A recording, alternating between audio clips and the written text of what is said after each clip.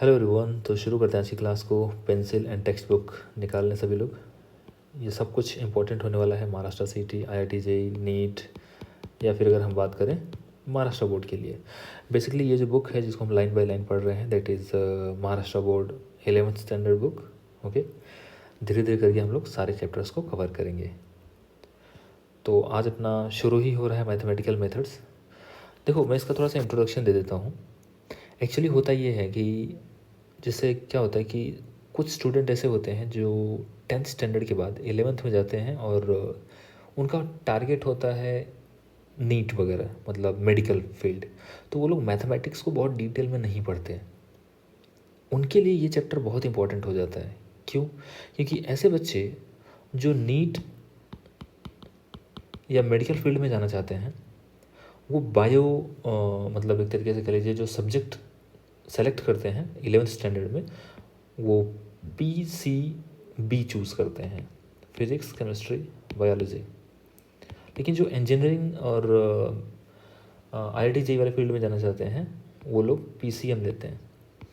इसका मतलब ये हुआ कि इन बच्चों के लिए ये जो चैप्टर है ये बहुत ज़्यादा इंपॉर्टेंट होने वाला है। क्यों? क्योंकि ये बहुत डिटेल में मैथमेटिक्स नहीं पढ़ते हैं।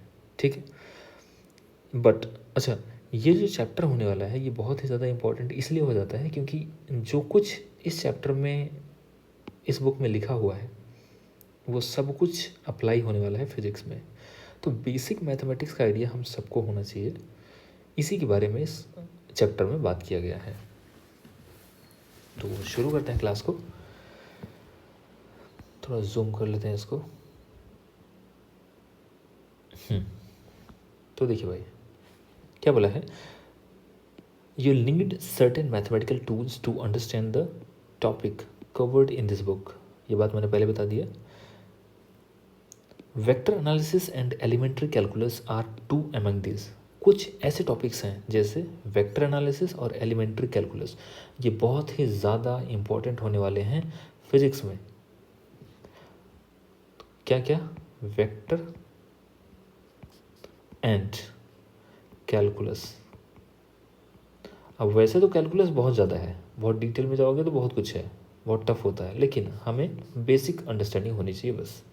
ठीक है, उसके बाद क्या बोला है, you learn calculus in detail in mathematics in in the 12th standard. In this chapter you are going to learn about vector analysis and you'll have a preliminary introduction to calculus which should be sufficient for your understanding to understand the physics that you will learn in this book। कहने का मतलब ये है कि हम लोग बहुत ही basic बातें करने वाले हैं अगर हम लोग बात करें कैलकुलस की। और कैलकुलस के अलावा वेक्टर को हम बहुत अच्छे से पढ़ने वाले हैं, बहुत डिटेल में पढ़ने वाले हैं, क्योंकि इसका बहुत ज़्यादा यूज़ आने वाला है फिज़िक्स में। तो अगला टॉपिक है अपना वेक्टर एनालिसिस। क्या बोला है, in the previous chapter you have studied different aspect of physical quantities like their division into fundamental and derived quantities। इनका मतलब ये है कि हमने इसके पहले वाले चैप्टर में फिजिकल क्वांटिटी के बारे में पढ़ा है। बिल्कुल सही बात है, हमने सब कुछ कवर किया हुआ है। फिर इन्होंने क्या बोला कि सारे जो फिजिकल क्वांटिटीज़ हैं उनको हमने फंडामेंटल और डिराइव्ड क्वांटिटीज़ में डिफ्रेंशिएट किया है। मतलब एक तो फंडामेंटल क्वांटिटी होते हैं और फिर एक आता है डिराइव्ड क्वांटिटीज़ जिनको हम फंडामेंटल क्वांटिटी के यूज़ से बनाते हैं। फिर इन्होंने क्या बोला, and their units and dimension. इन सब के बारे में हमने बात किया है पिछले चैप्टर्स में, ऐसा इनका कहना है। You also need to understand that all physical quantities may not be carefully described may not be fully described by their magnitudes and unit alone। कहने का मतलब ये है कि कुछ क्वांटिटीज़ ऐसी हैं, यहाँ पे हमको मार्क करना है, इसको अंडरलाइन करना है।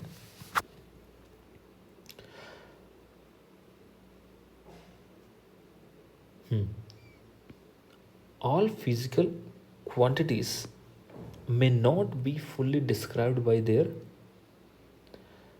magnitude and unit alone। Example के रूप में देखो, for example, if you are given the time for which a man has walked with a certain speed you can find the distance travelled by the man.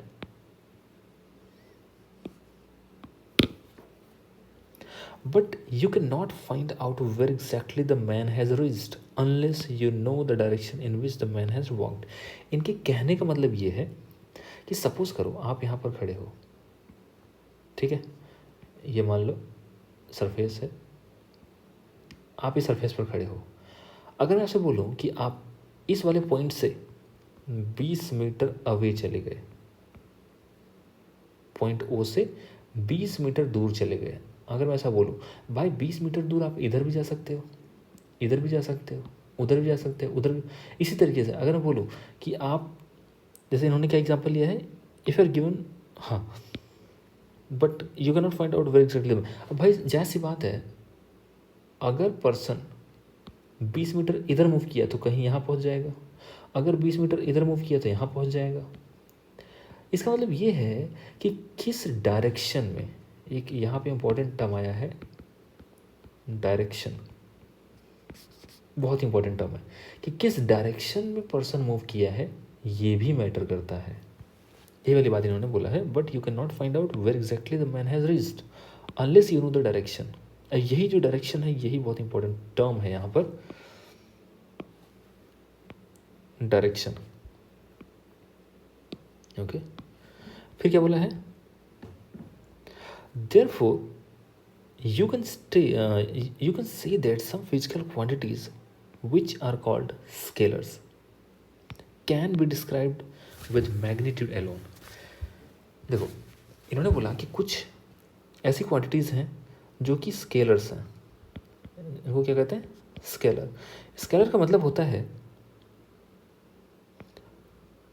Can be describe with magnitude only, magnitude से अगर आप only magnitude, आगे इन्होंने example भी दिया हुआ है, क्या बोला है,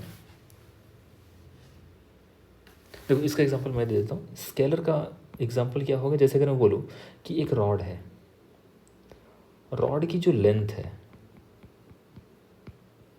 ये रॉड है, रॉड की जो लेंथ है that is 1 metre, this is just length, ये 1 मीटर, इसकी कोई डायरेक्शन नहीं है। अगर मैं बोलूँ कि भाई एक पर्सन है, इस पर्सन का मास, हम बोलते हैं ना कि आपका वेट कितना है, डे टू डे लैंग्वेज में हम लोग उसको वेट बोलते हैं, लेकिन वो मास होता है। तो एक पर्सन है जिसका जो मास है दैट इज़ मान लो 60 kg। अब 60 kg मास है तो है, यहाँ पर कोई डायरेक्शन नहीं है, यहाँ कहीं भी डायरेक्शन जैसा कुछ नहीं है, ओनली मैग्नीट्यूड, ओनली मैग्नीट्यूड है। मैग्नीट्यूड का मतलब ये जो लिखा हुआ दिस इज मैग्नीट्यूड 60 kg। फिर उन्होंने क्या बोला, whereas some other physical quantities, कुछ ऐसे भी फिजिकल क्वांटिटीज़ हैं विच आर कॉल्ड वेक्टर्स, जिनको हम वेक्टर्स कहेंगे, need to be described with magnitude as well as direction.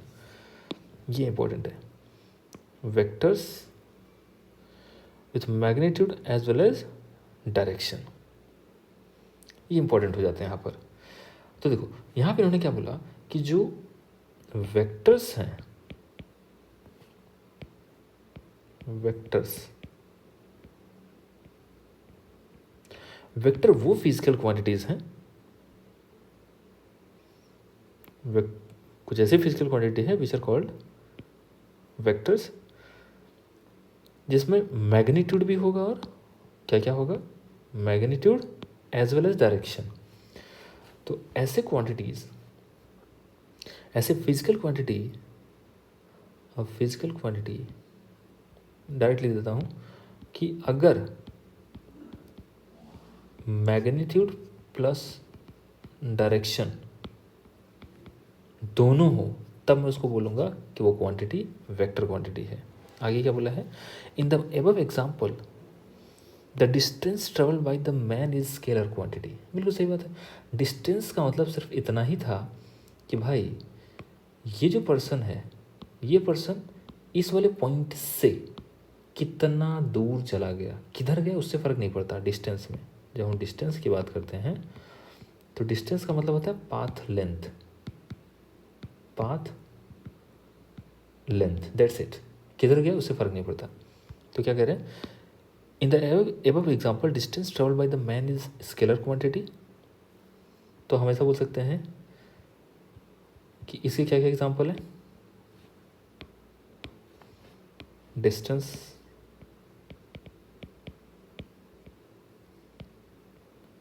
Example है distance. While the final position of the man relative to his initial position, that means his displacement can be described by magnitude and direction and is a vector quantity। अब इनका कहना है कि अगर पूछा जाता कि मैन इनिशियली यहाँ था, इसका पोजीशन कुछ था, फाइनली यहाँ पर पहुँच गया, पोजीशन ये हो गया। अब इन्होंने ये बोला है कि while the final position of the man relative to initial, भाई सीधी सी बात है कि इनिशियल पोजीशन से फाइनल पोजीशन इधर आ गया।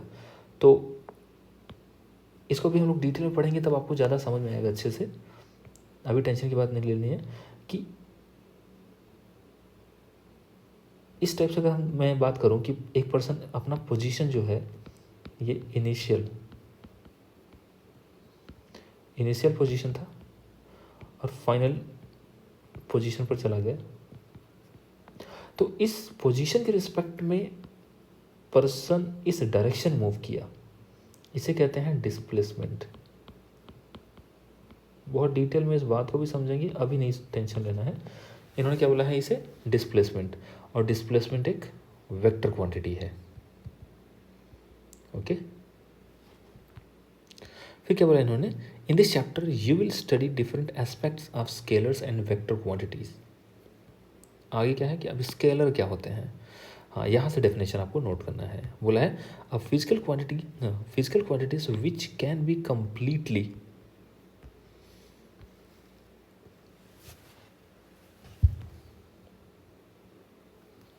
Described by their magnitude are called scalar. Scalar का मतलब मैंने यहाँ बता दिया आपको कि स्केलर वो होते हैं जो कंप्लीटली डिस्क्राइब किए जा सके only by their magnitude, that means they are specified by a number and a unit. देखो फॉर एग्जांपल 60 kg, 60 क्या है नंबर, kg क्या है यूनिट, ये क्या है नंबर, और ये क्या है यूनिट। इसी बात करने वाला number and unit. For example when we say that a given metal rod has a length 2 metre, तो 2 में 2 क्या है नंबर है, और मीटर क्या है unit. It indicates that the rod is 2 times longer than a certain standard unit metre. अब metre एक स्टैंडर्ड लेंथ होता है जिसको हम स्टैंडर्ड भी बोलते हैं मीटर का। तो ये सब हमने पहले चैप्टर में बात किया हुआ है। फिर आगे क्या बोला है, the number, thus the number 2 is the magnitude and meter is the unit. Together they give us a complete idea about the length of the rod। बिल्कुल सही बात है भाई, पूरी रॉड का, इस रॉड का कंप्लीट इंफॉर्मेशन जानने के लिए आपको बस इतना ही तो चाहिए था कि रॉड की लंबाई कितनी है उसका, और किस यूनिट में है, मीटर में, सेंटीमीटर में, किलोमीटर में। इस टाइप से हम इसका कंप्लीट डिस्क्रिप्शन दे सकते हैं रॉड का।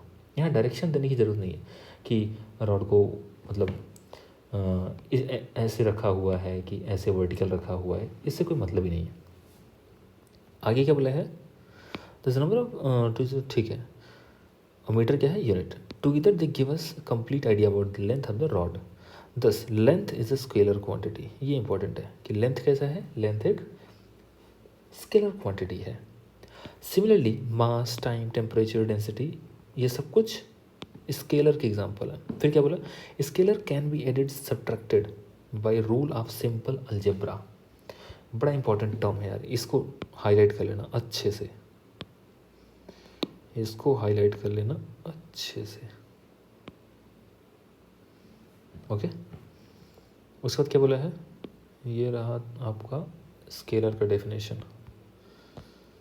स्केलर का डेफिनेशन कि स्केलर किसे कहते हैं। ओके,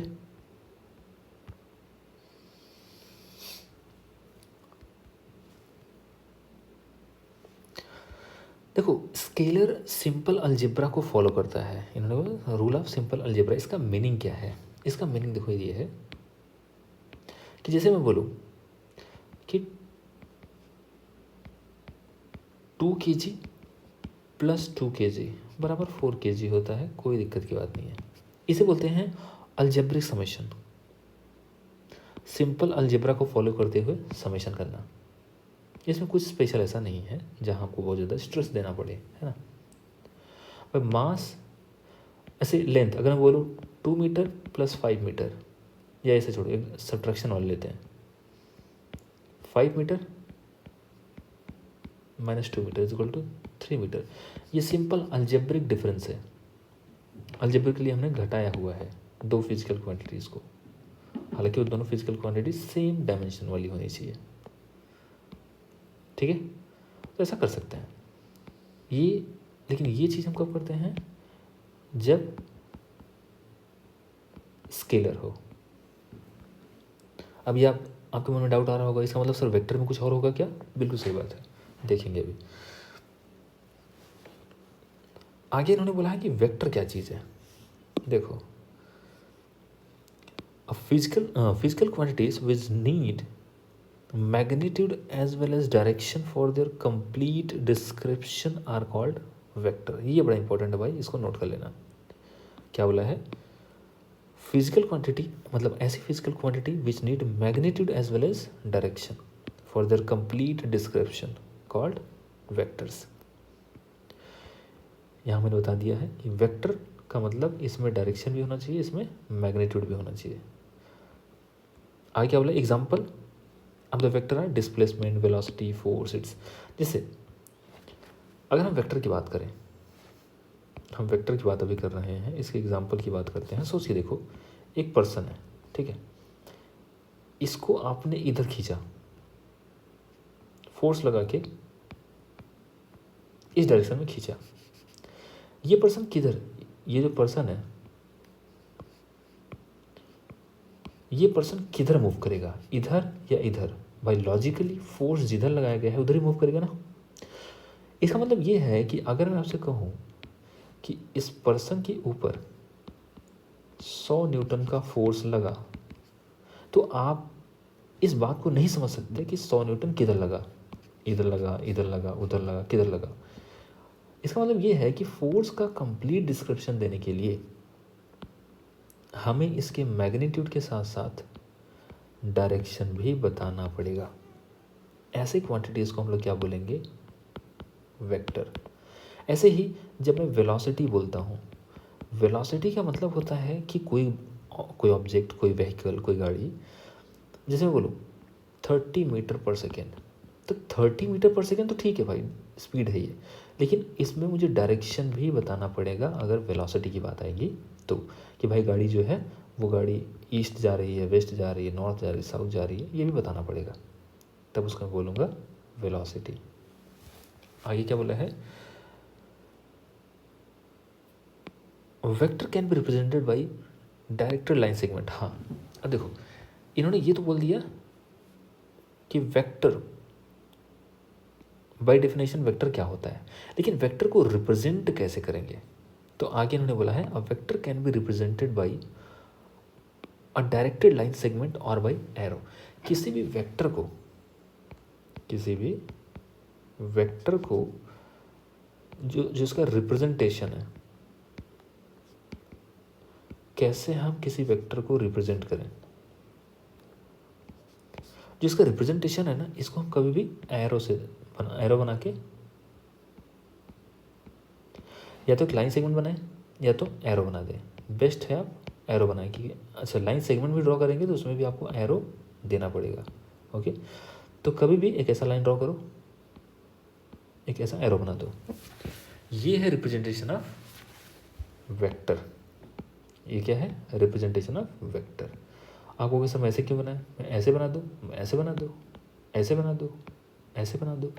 लेकिन खास बात क्या है, जब भी आपने किसी वेक्टर को ड्रॉ किया है, जब भी आपने किसी वेक्टर को ड्रॉ किया है, आपको ये ध्यान रखना है कि जो इसका लेंथ है, ये लेंथ, ये उस क्वांटिटी का मैग्नीट्यूड होना चाहिए, और ये जो एरो है ये डायरेक्शन होना चाहिए। देखो इसको पढ़ते हैं फिर पता चलेगा। A vector can be represented by a directed line segment और by arrow. The length of the line segment drawn to scale give the magnitude of the vector. इसको थोड़ा हाईलाइट करते हैं।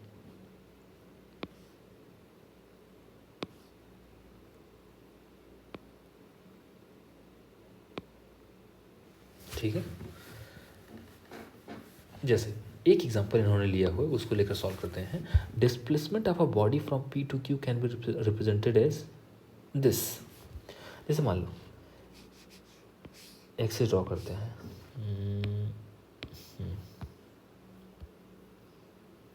जैसे मान लो कि ये एक्सिस है ऐसा, ठीक है। एक बॉडी यहाँ पर था, पी वाले पॉइंट पर, क्यू वाले पॉइंट पर चला गया।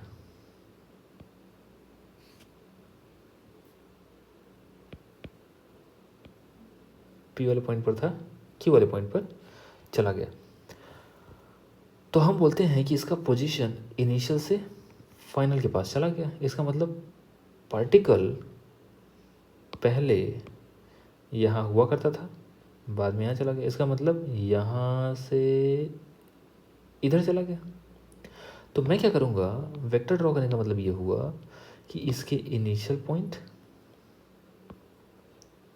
इसके इनिशियल पॉइंट और फाइनल पॉइंट को, तो इनिशियल से शुरू करो, फाइनल तक जाओ। एक लाइन आ गया, लाइन आने के बाद एक एरो बना दो।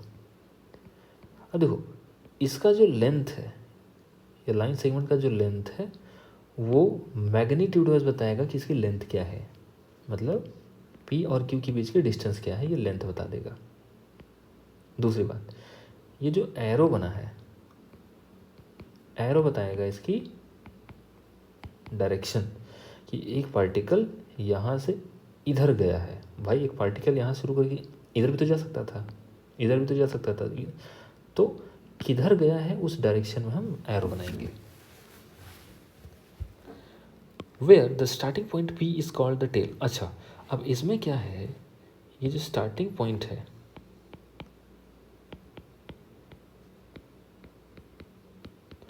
इसको क्या बोलेंगे, टेल। और वहीं पर इसको बोलेंगे head.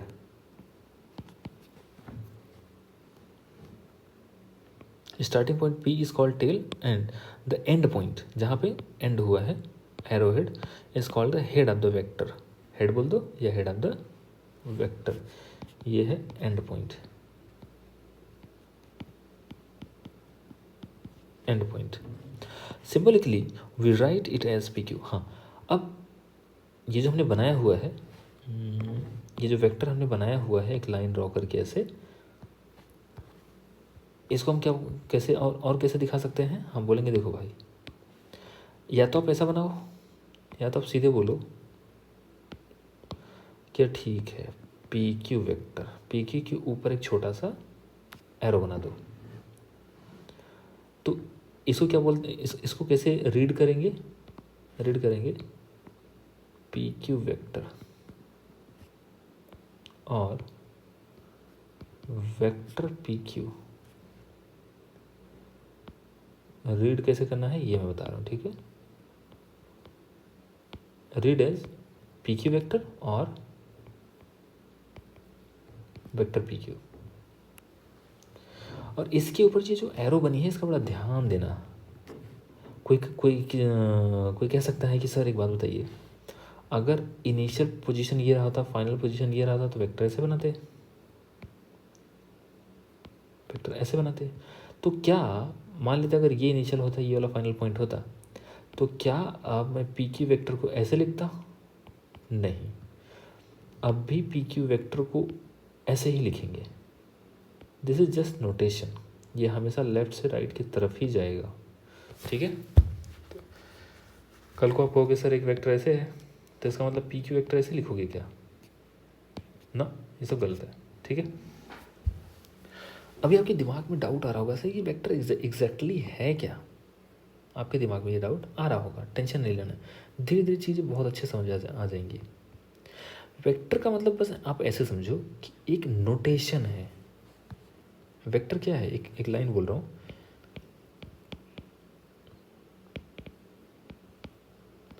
Vector is just a notation. अब इस नोटेशन का मतलब क्या है अभी आपको पता चल जाएगा। फिर इन्होंने symbolically vector are also represented by single, हाँ, या तो आप पी की वेक्टर से दिखाओ, ऐसा भी हो सकता है कि जैसे एक वेक्टर ऐसा मान लो, एक वेक्टर ऐसा है, मैं बोलूँगा ये ए वेक्टर है, या तो मुझे इनिशियल पॉइंट पता हो, फाइनल पॉइंट पता हो, तो मैं बोल दूँगा ए बी। मान लेते हैं ये पी रहा होता है, ये क्यू रहा होता है, तो मैं बोलता पी क्यू वेक्टर। एक तो ये तरीका है। दूसरा ये है कि मैं चाहूँ तो इसको एक कैपिटल लेटर, किसी भी लेटर, भाई इसको मैं बी वेक्टर बोल सकता था, इसको मैं एक्स वेक्टर बोल सकता था, जो भी, लेकिन कैपिटल एक्स होना चाहिए, कैपिटल लेटर होना चाहिए, बस ये ध्यान रखना है। ठीक है, तो हम लोग किसी वेक्टर को कैपिटल लेटर से भी डिनोट करते हैं। अच्छा, यहाँ पे और भी दो तीन चीज़ें हैं, जैसे देखो क्या बोला है, magnitude of a vector is written as this. जैसे अगर मान लो कि आपने लिखा, बोला कि भाई ये एक वेक्टर है, एक्स वेक्टर, ऐसा बोला, तो बताओ मैग्नीट्यूड ऑफ एक्स वेक्टर को कैसे दिखाएंगे। मैग्नीट्यूड ऑफ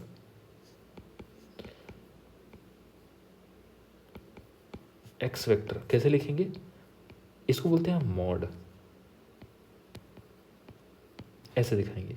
ये जो ऐसे ऐसे बना रखा है ना, ये वाला ये जो दो लाइनें ड्रॉ कर रखा है उसके बीच में, ये इसको पढ़ते हैं मॉड, MOD। ठीक है, तो बोलेंगे मॉड एक्स वेक्टर, क्या पढ़ेंगे, मॉड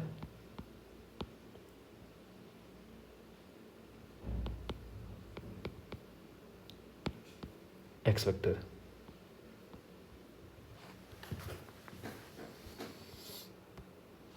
फिर क्या बोला, let us see a few example of different types of vector. अब हम अलग अलग टाइप ऑफ वेक्टर की बात करेंगे।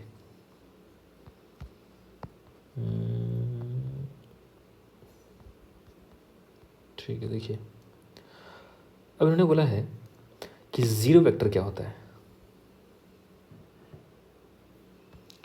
वैसे वेक्टर का फील नहीं आ रहा होगा, मुझे ऐसा लग रहा है।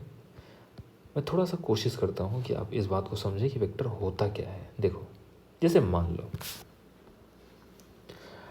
लेते हैं कि एक पर्सन की वेलोसिटी है 10 मीटर पर सेकेंड टूवर्ड्स राइट साइड, ऐसे बोल देता हूँ मैंने, और राइट साइड को मैं मान लेता हूँ ईस्ट डायरेक्शन, ऐसा मैं मान लेता हूँ। ठीक है, तो मैं बोलूँगा कि जो वेलोसिटी वेक्टर है दैट इज 10 मीटर पर सेकेंड। यहाँ पे डायरेक्शन भी तो बताना पड़ेगा, या तो मैं बोलूँ टूवर्ड्स ईस्ट, ठीक है, या तो ईस्ट की डायरेक्शन को कोई नाम दे दे, वो भी बोल सकते थे, या मैं डायरेक्ट ऐसे बोल सकता था 10 मीटर पर सेकेंड ईस्ट। ठीक है, इसे बोलते हैं वी वेक्टर। अब इस वी वेक्टर को रिप्रेजेंट मैं ऐसे कर सकता हूँ, एक लाइन ड्रॉ करूँगा, बोलूँगा कि ये है वी वेक्टर।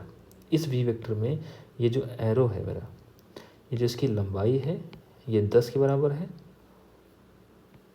ठीक है, हाँ देखो ऐसे ऐसे दिखाएंगे, तरीका सही तरीका ये हो सकता है कि ये रहा वी वेक्टर मेरा वेलोसिटी वेक्टर, राइट साइड की वजह से एरो ऐसे बनाया हूँ आगे की तरफ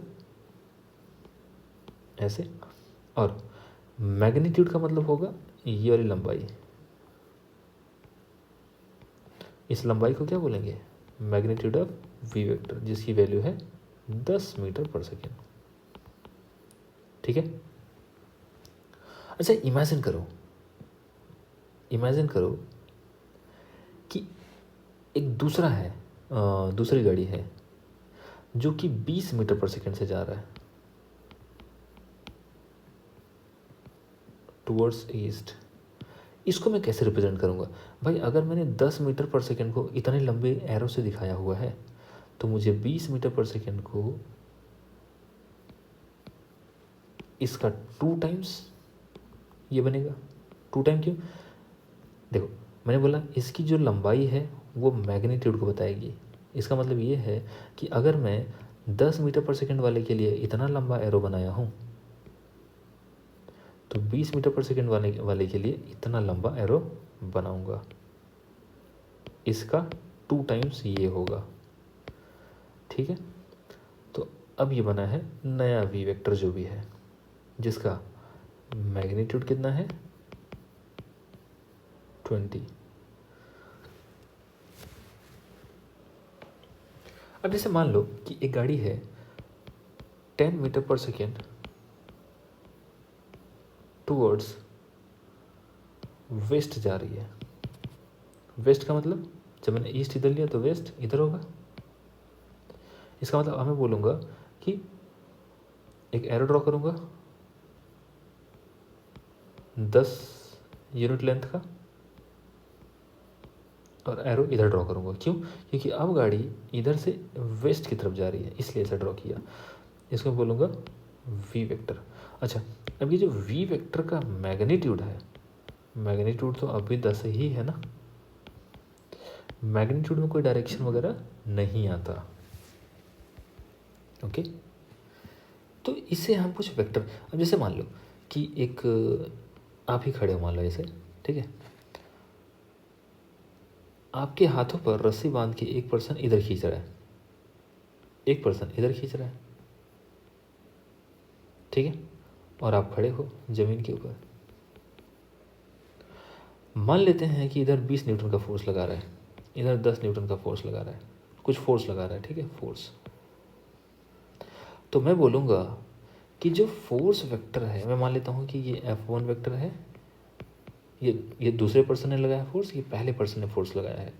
तो मैं F1 वेक्टर को बोलूँगा कि F1 वेक्टर इस डायरेक्शन में है और 20 लेंथ का है। वहीं जब मैं F2 को ड्रॉ करूँगा, इसको मैं बोलूँगा कि ये F1 वेक्टर है। अब मैं F2 वेक्टर को ड्रॉ करूँगा तो बोलूँगा कि ये तो 10 ही है, इसके लंबाई का ये आधा ही होगा, है ना, ये है F2 वेक्टर। जहाँ F2 वेक्टर का जो मैग्नीट्यूड है दैट इज 10 और F1 वेक्टर का जो मैग्नीट्यूड है दैट इज 20। एंड ऑब्वियसली जो डायरेक्शन है वो हमने एरो से दिखा दिया है। ठीक है, अगर मान लो कि कोई पर्सन इसके हाथों के ऊपर इधर लगा रहा होता 5 न्यूटन का फोर्स, तो मैं लिखता F3। अब F3 को कैसे दिखाते? ऐसे। सो कलर चेंज करते हैं एक बार।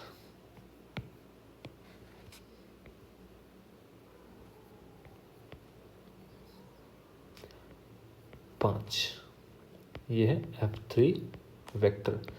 मैग्नीट्यूड ऑफ F3 वेक्टर कितना है? 3। मैग्नीट्यूड का मतलब कि जो जो वैल्यू है, वैल्यू कितनी है? 5 न्यूटन। F2 की वैल्यू कितनी थी? 10 न्यूटन। F1 की वैल्यू कितनी थी? 20 न्यूटन। तो उसके हिसाब से ये जो हमने वेक्टर्स बनाए हैं इनकी अलग अलग लेंथ है और अलग अलग डायरेक्शन भी है अकॉर्डिंग टू कि फोर्स किधर लगा।